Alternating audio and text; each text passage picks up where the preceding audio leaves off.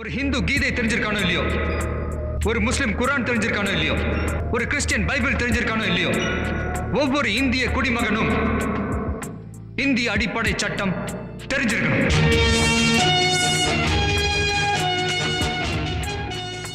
வணக்கம். சென்னை உயர்நீதிமன்ற வழக்கறிஞர் ரமேஷ் பேசுகிறேன். இந்த முறை பேச போகிற முக்கியமான தலைப்பு, பிறப்பு இறப்பு சான்றில் ஏதாவது பிழைகள் ஏற்பட்டுட்டா அதை திருத்துறது எப்படி? என்ன கூட ஒருத்தர் அதை பற்றி ஏதாவது ஒரு பதிவு போடுங்கன்னு கேட்டார். அண்மையில் தேடும் தீர்ப்பு கிடைச்சிது. இதே எப்போ வேணாலும் நீங்கள் திருத்த முடியும்னு சட்டம் சொல்லுது. ஆனால் அதிகாரிகிட்ட கொண்டு போய் கேட்டிங்கன்னா பண்ண முடியாது அப்படின்னு சொல்லுவாங்க. அதுக்கான வழி இல்லாமல் மக்கள் ரொம்ப அவதிப்படுறாங்க. பேரில் தப்பாக வந்துடும். என்ன சொல்கிறது, ராமச்சந்திர ஆதாரில் ஒரு மாதிரி இருக்கும், அதில் வேறு மாதிரி இருக்கும். இதில் குழந்தைங்க பேரை பதிவு பண்ணி கொடுத்த பிறகு திருத்தி வாங்கின பிறகு நாளைக்கு வெளிநாட்டுக்கு போகும்போது திருத்தம் பண்ணோம்னா திருத்தம் பண்ண மாட்டாங்க. ஆனால் அந்த பிறப்பு இறப்பு சான்றிதழ்களை சில சமயம் அதிகாரிகள் தப்பு செஞ்சுருவாங்க, இல்லை சில சமயம் நான் தப்பாக பண்ணிவிடுவோம். நாம் ஒன்று சொன்னால் அவங்க ஒன்று பதிவு பண்ணிட்டு போயிடுவாங்க. அந்த மாதிரி பேர் தவறாக இருந்தாலும் அது அது பிழை திருத்தவும் முடியும், அந்த தவறான பேரை நீக்கிட்டு சரியான பேரை இணைக்கவும் முடியும் அப்படின்னு சொல்லி சென்னை உயர்நீதிமன்றம் அருமையான தீர்ப்பு கொடுத்துருக்கு. இதை பயன்படுத்தினீங்கன்னா பிறப்பு இறப்பு சான்றிதழ்கள் ஏற்படக்கூடிய திருத்தங்களை அதிகாரி செஞ்சாலும் சரி, இல்லை நாம் தவறாக கொடுத்துட்டாலும் சரி, பிறப்பு இறப்பு சான்றிதழ் ஏற்படக்கூடிய அந்த பேர் திருத்தங்களை நம்ம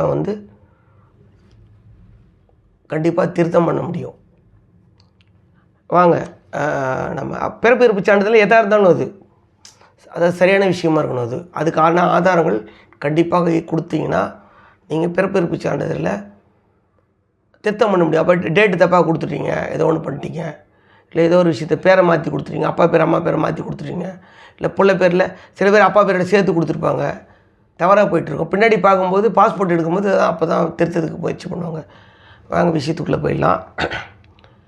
சென்னை உயர்நீதிமன்றம் எப்போ கொடுத்துருக்குன்னு பார்த்தீங்கன்னா 2018 இந்த தீர்ப்பு கொடுத்துருக்கு. 24 ஏப்ரல் 24/4/2018 சென்னை உயர்நீதிமன்றத்தோட மதுரை கிளை கொடுத்துருக்கு. நீதியரசர் MS ரமேஷ் கொடுத்துருக்காரு. ரிட்பெஷன் MD நம்பர் 83/19/2018. மனுதாரர் யாருன்னு பார்த்தீங்கன்னா மதுமிதா ரமேஷ், சென்னையை சேர்ந்த மதுமிதா ரமேஷ். எதிர் மனுதாரர்கள் யாருன்னு பார்த்தீங்கன்னா சீஃப் ஹெல்த் ஆஃபீஸர், முதன்மை சுகாதார அலுவலர், public health care department, Trichy corporation, Trichy நகராட்சியை சேர்ந்த சீஃப் ஹெல்த் ஆஃபீஸர். ரெண்டாவது sub collector, revenue divisional officer, birth and registration department, collectorate, மாவட்ட ஆட்சித்தலைவர் இருக்கக்கூடிய sub collector, revenue divisional officer, audio சேர்த்துருக்காங்க. மூணாவது assistant commissioner, governor circle, Trichy கார்ப்பரேஷனோட இது. நாலாவது கமிஷனர், திருச்சி மாநகராட்சியோட கமிஷனர். அஞ்சாவது சரண்ராஜ். என்ன பண்ணுறாங்க, மணிப்பால் இவங்க என்ன கேட்குறாங்கன்னா, petition praying that this circumstance stated in the affidavit filed with the Honorable High Court may be pleased to issue writ of mandamus directly in the first respondent to remove the name of Manish Mandapal Meena, which was wrongly recorded in the birth certificate in my daughter Tavasi Pereira, issued on 9/8/2017 by the fourth respondent. அதாவது திருச்சி மாநகராட்சியோட ஆணையர் இருக்கார் இல்லையா, அவர் என் பொண்ணு 9/8/2017 கொடுக்கும்போது, என் பொண்ணு பிறக்கும்போது அதோட அவங்க அப்பா பேர் மணிஷ் மண்டபால் மீனான்னு தவறாக சேர்த்துட்டாரு. அதை நீக்கணும், அந்த பிறப்பு பதிவேட்டிலேருந்து சான்றிதழ் நீக்கணும்னு கேட்குறாங்க. அதுக்காக அவங்க என்ன பண்ணுறாங்க, முதல்ல ஒரு ரிட்டு போடுறாங்க மதுரை பெஞ்சில். அதுக்கு முன்னாடி இன்னொரு விஷயம் சொல்லிடுறேன். அவங்களுக்கு அவங்க டைவர்ஸ் வாங்கிடுறாங்க. இந்த மணிஷ் சந்திரபால் மீனான்னு சொல்கிறேன் இல்லையா, அவங்கள்ட்ட டைவர்ஸ் வாங்கிடுறாங்க. இப்போ 5ஆவதாக சேர்த்துருக்கிற இந்த சரண்ராஜ், அவங்களும் அதுக்கப்புறம் அவர் திருமணம் பண்ணிக்கிறாங்க, அவங்கள்ட்ட தான் விலகிடுறாங்க, விவகாரத்து வாங்கிடுறாங்க. ஆனால் பேரை பார்த்தீங்கன்னா முதல் கணவரோட பேரை இவங்க வந்து என்ன பண்ணுறாங்க, கருமுட்டையை வெளியில் கடன் வாங்கி அப்புறம் தான் இவங்களுக்கு இந்த குழந்தை பிறகுது. அதனால் முதல் கணவர் வந்து இது குழந்தை பிறக்கும்போது மருத்துவமனையில் ஹெல்ப் பண்ணதில் அவர் பேரை வந்து அந்த ஹெல்த் டிபார்ட்மெண்ட் என்ன பண்ணுறாங்க, சுகாதாரத்துறையில் பேரை தெரியாமல் சேர்த்துடுறாங்க. அதனால் என்ன பண்ணுறாங்க, பேரை நீக்கிறதுக்காக இவங்க வந்து ரிட்டு ஒன்று போடுறாங்க மதுரை பெஞ்சில். Writ petition MD number 20-839/2017. அப்போ கோர்ட்டு வந்து என்ன சொல்லுது, நீங்கள் ஆர்டிஓ அப்ரோச் பண்ணி ஒரு மனு கொடுத்து அந்த பிரச்சனையை சரி பண்ணிங்க அப்படின்னு 13/11/2017 ஒரு உத்தரவு போடுது. அதை இவங்க எடுத்துகிட்டு அந்த கோர்ட் ஆர்டர் எடுத்துகிட்டு போய் ஆர்டிஓ அப்ரோச் பண்ணும்போது அப்போ அவன் என்ன சொல்லிடுறாருன்னா, எனக்கு வந்து இது வந்து திருத்தம் பண்ணுறதுக்கு அதிகாரம் கிடையாதுன்னு சொல்லி இவங்க மனுவை தள்ளுபடி பண்ணிடுறாங்க. அதை எதிர்த்து இந்த ரிட்டை போடுறாங்க. எந்த ரிட்டை, இப்போ ரிட் பெட்டிஷன் எம்டி நம்பர் 83/19/2018 இந்த ரிட்டை போட்டு இதில் முதல் கணவரோட பேரை வந்து தவறாக சேர்த்துட்டாங்க, அதை நீக்கணும் அப்படின்னு சொல்கிறாங்க. அப்போ முதல் கணவர் அப்போ ரெண்டாவது கணவர் 2 பேருமே அஃபிடவிட் போடுறாங்க. அஃபிடவிட் போட்டு சொல்கிறாங்க, அந்த குழந்தைக்கு நாங்கள் தகப்பன் கிடையாது அப்படின்னு சொல்லிடுறாங்க. இவங்க வெளியில் இந்த கருமுட்டையை வெளியில் வாங்கி டோனர்கிட்டேருந்து வாங்கி தான் இந்த குழந்தை இவங்களுக்கு பிறகுது. அப்போ நீதிமன்றம் என்ன சொல்லுது அப்படின்னு பார்த்தீங்கன்னா, செக்ஷன் 15 ஆஃப் ரிஜிஸ்ட்ரேஷன் ஆக்ட், பிறப்பு இறப்பு பதிவு சட்டம் பிரிவு 15, அப்புறம் தமிழ்நாடு பிறப்பு இறப்பு பதிவு விதிமுறைகள் 2000 விதி 11 படி ஒரு பதிவில் ஏதாவது திருத்தங்கள், அதாவது பிறப்பு சான்றிலோ இல்லை இறப்பு சான்றிலையோ ஏதாவது ஒரு அதிகாரிகள் தவறு செஞ்சிட்டாலும் சரி, இல்லை நம்ம பேரை தப்பாக கொடுத்துட்டாலும் சரி, இல்லை தவறான பேரை சேர்த்துட்டாலும் சரி, அது நீக்கிறதுக்கான அதிகாரம் இந்த பிறப்பு பதிவு சட்டம் பிரிவு 15 கொடுக்குது. அது எப்படி கொடுக்கணும் அப்படின்னு சொல்கிறாங்க அப்படின்னு பார்த்தீங்கன்னா, 2 விட்னஸோட 2 பேர் சாட்சி இருக்கணும். அதுக்கு அவங்கள்ட்ட அந்த நடந்த சம்பவத்தை அவங்க பார்த்த மாதிரி கண்டிப்பாக அவங்க ஆதாரத்தோட அஃபிடவிட் கொடுக்கணும். எங்கே போய் யார்கிட்ட பதிவு பண்ணீங்களோ அந்த பிறப்பு பதிவாளர், யார் பிறப்பு இறப்பு பதிவாளர் யாரெல்லாம் இதை பண்ணலாம் அப்படின்னு பார்த்தீங்கன்னா இதுலேயே கொடுத்துருவாங்க. தீர்ப்புலேயே பார்த்தீங்கன்னா லோக்கல் அத்தாரிட்டிஸ்,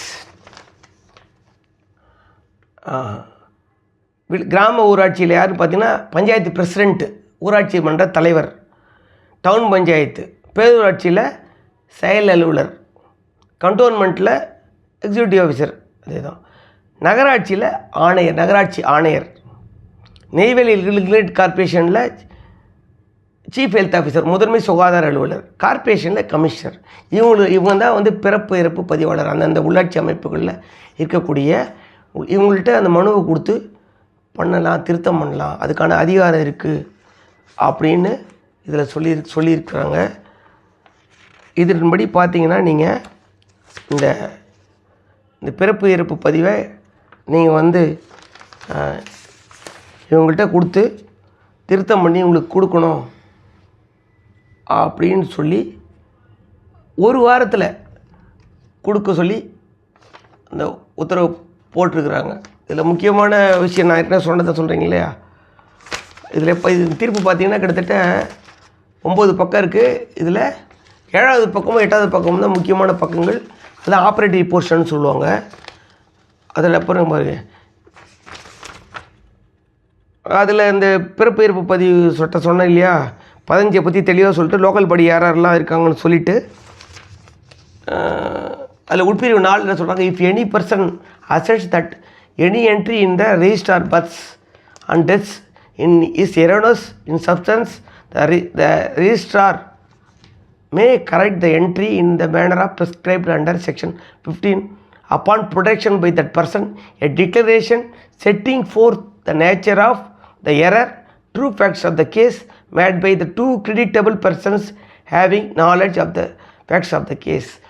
அந்த பிறப்பு இறப்பு சான்றில் எப்படி தவறு, எந்த இடத்துல தவறு நடந்தது, எந்த தவறை திருத்தணும் அப்படின்னு சொல்லிட்டு உண்மையான சம்பவத்தை சொல்லி 2 பேர் அஃபிடேவிட் கொடுக்கணும். அதுக்கு கொடுத்து அவங்கள்ட்ட அஃபிடேவிட் நோட்டரி பப்ளிக்கிட்ட அஃபிடேவிட் வாங்கி நீங்கள் இந்த விஷயத்தை ஆதாரத்தோடு அந்த ரிஜிஸ்டருக்கு ஒரு மனு கொடுத்தீங்கன்னா அவர் வாங்கிக்கிட்டு திருத்தணும்னு சொல்லுது. இன்னொரு விஷயம், இந்த தீர்ப்பு வந்து இது மட்டும் இல்லை, இதோட சொல்லிடுதா 9 பக்கம் இருக்குது. 9 பக்கம் இருக்குது. நீங்கள் இன்னொரு விஷயம் நீங்கள் பார்த்தீங்கன்னா லோக்கல் பாடியில் யார் யாரை சொல்லியிருக்காங்க நான் சொல்கிறேன். லோக்கல் பாடியில் என்ன சொல்லியிருக்காங்க, வில்லேஜ் பஞ்சாயத்து பிரசிடெண்ட்டு விட்டுடுங்க, ஊராட்சியை விட்டுடுங்க. ஊராட்சி தவிர டவுன் பஞ்சாயத்துக்கு பேரூராட்சிக்கு செயல் அலுவலர், நகராட்சிக்கு ஆணையர், கார்ப்பரேஷனுக்கு கமிஷனர். நகராட்சி இந்த அதாவது பேரூராட்சி நகராட்சி பகுதிகளில் மாநகராட்சி பகுதிகளில் வசிக்கக்கூடியவர்கள் கோர்ட்டுக்கே போகாமல் எளிமையாக நீங்கள் ஒரு மனு கொண்டு போய் கொடுங்க. இந்த தீர்ப்பை டவுன்லோட் பண்ணி வச்சு இந்த படி திருத்தறதுக்கான அதிகாரம் இருக்குதுன்னு சொல்லிட்டு 2 பேர் அஃபிடேவிட்டோடு வச்சு நீங்கள் நேராக கொடுங்க. இல்லை பதிவு தபாலில் அந்த விண்ணப்பத்தை அனுப்பிச்சிட்டு அவங்க பதிவை மாற்றலை அப்படின்னா ஆர்டிஐ போடுங்க. மனு அனுப்பிச்சிட்டு பதிவு தபால் அனுப்பிச்சிட்டு ஒரு 15 நாள் 1 மாதம் வெயிட் பண்ணிட்டு ஆர்டிஐ போடுங்க. பதில் கொடுத்தா பாருங்கள், பதில் கொடுக்கலாம். இன்னொரு வழி, சுருக்கமான வழி, கோர்ட்டுக்கே போகாமல் எளிமையாக தமிழ்நாடு உள்ளாட்சி முறை மன்ற நடுவர், Tamil Nadu local body ombudsman act, பேரூராட்சி நகராட்சி மாநகராட்சியில் இந்த மாதிரி பண்ணக்கூடிய விஷயங்களை கண்காணித்து நடவடிக்கை எடுக்கக்கூடிய அதிகாரம் தமிழ்நாடு உள்ளாட்சி முறை மன்ற நடுவருக்கு இருக்குது. அதுவும் ஒரு கோர்ட்டு தான். அங்கே இந்த மாதிரி நான் சர்டிஃபிகேட் கேட்டு திருத்தத்துக்கு இந்த தீர்ப்பை வச்சு இந்த ப்ரிவிஷன் சொல்லுது. இஓ செயல் அலுவலர் தான் வந்து பிறப்பு இறப்பு பதிவாளராக இருப்பார்.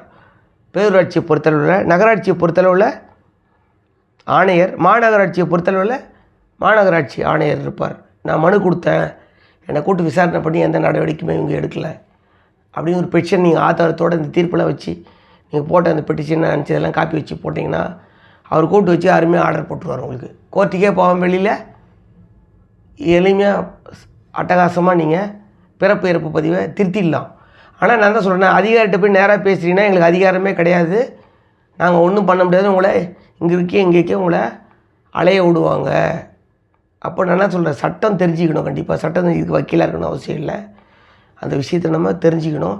இந்த விஷயத்தை தீர்ப்பு விஷயத்தை நான் உங்களுக்கு டிஸ்கிரிப்ஷன் பாக்ஸில் கொடுக்குறேன், டவுன்லோட் எடுத்து பயன்படுத்துங்க. இதை புரியுதா நான் சொல்கிறது? நீங்கள் வெறும் விஷயமாக சொன்னால் அதிகாரிக்கு ஒத்துக்கொள்ள மாட்டாங்க. தீர்ப்போடு வச்சுட்டு மனு செஞ்சிங்கன்னா அதிகாரி நடவடிக்கை எடுக்கல என்ன பண்ணலாம்? நம்ம சொல்லியிருக்கிற இந்த விதிமுறைகள் வழிமுறைகள் அஃபிடவிட்லாம் சொன்னாலும் இதெல்லாம் பண்ணிவிட்டு நீங்கள் பண்ணிட்டு மனு கொடுத்துட்டு நடவடிக்கை எடுக்கல போல் வரல, மனு அனுப்புங்க.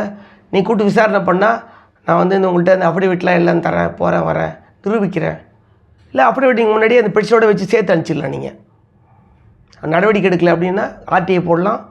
அதுக்கப்புறம் லோக்கல் பாடி ஆம்புட்ஸ்மேன் கம்ப்ளைண்ட் கொடுத்தீங்கன்னா பிறப்பு இறப்பு சான்றிதழில் ஏற்படக்கூடிய அந்த திருத்தங்களை நீங்கள் எளிமையாக அருமையாக பண்ணிடணும். பண்ணலான்னு சொல்லி சட்டப்பூர்வமாக யார் யாருக்கு அதிகாரம் இருக்குன்னு சொல்லி உயர்நீதிமன்றம் சொல்லியிருக்கு. இது மூலிமா கண்டிப்பாக உங்களுக்கான பிரச்சனைகளை பிறப்பு சான்றிதழ் ஏற்படக்கூடிய கண்டிப்பாக நீங்கள் பண்ணிக்கலாம். இந்த விஷயம் உங்களுக்கு பிடிச்சிருந்தால் லைக் பண்ணுங்கள், கமெண்ட், சப்ஸ்கிரைப். நன்றி, வணக்கம்.